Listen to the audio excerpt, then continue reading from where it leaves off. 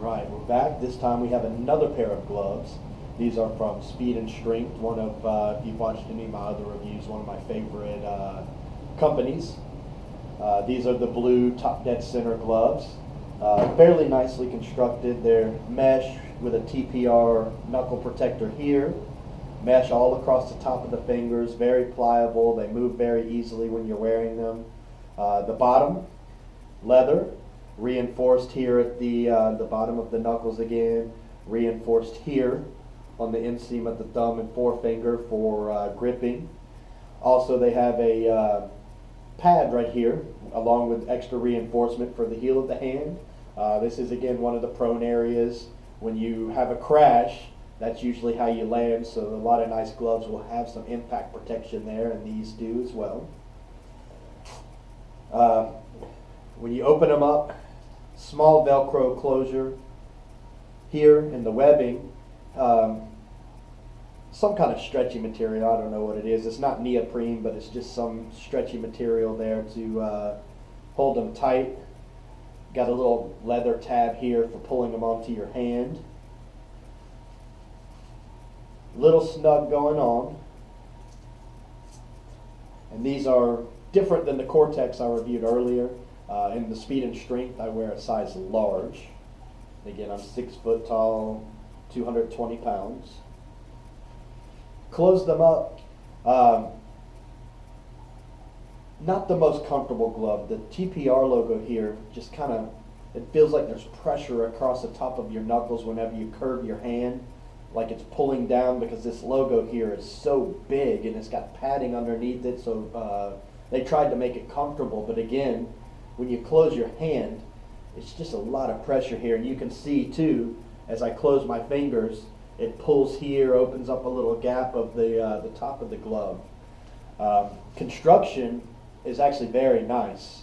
They're made well, the stitching looks good, the styling is awesome. Everything that Speed and Strength makes has a pretty good style to it. I would have to say I wouldn't suggest these gloves. Couple of reasons. One, right here where the TPR is, are really uncomfortable and they just don't feel very good when you're riding them. I'm sure if you got used to them a little more, you would probably not have that issue anymore, but just, I don't ride with these very much, so putting them on here, closing up my fist, it's just a lot of pressure here, and you can see the fist itself. You can see my hand is down here, and then there's a huge bump coming around all the way to my fingers, which are sunk down in here. So I mean, this is a sizable chunk of rubber and foam up underneath here.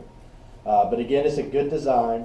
They're very well constructed. The other reason I wouldn't suggest these is, as you can see, the gauntlet on them is incredibly short. I actually have the top dead center jacket to go with these, thanks to Speed and Strength.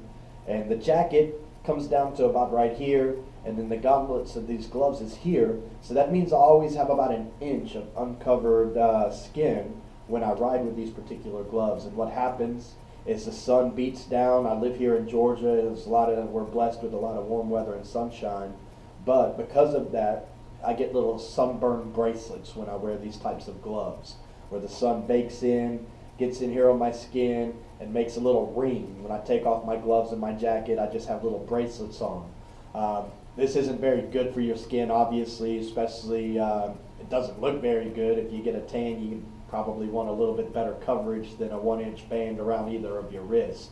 So I would suggest a glove with a longer gauntlet, so that way it can either go under the cuff of your jacket or over the top, and that way you have complete coverage if you have a crash, and then also complete coverage from protection from the sun as well.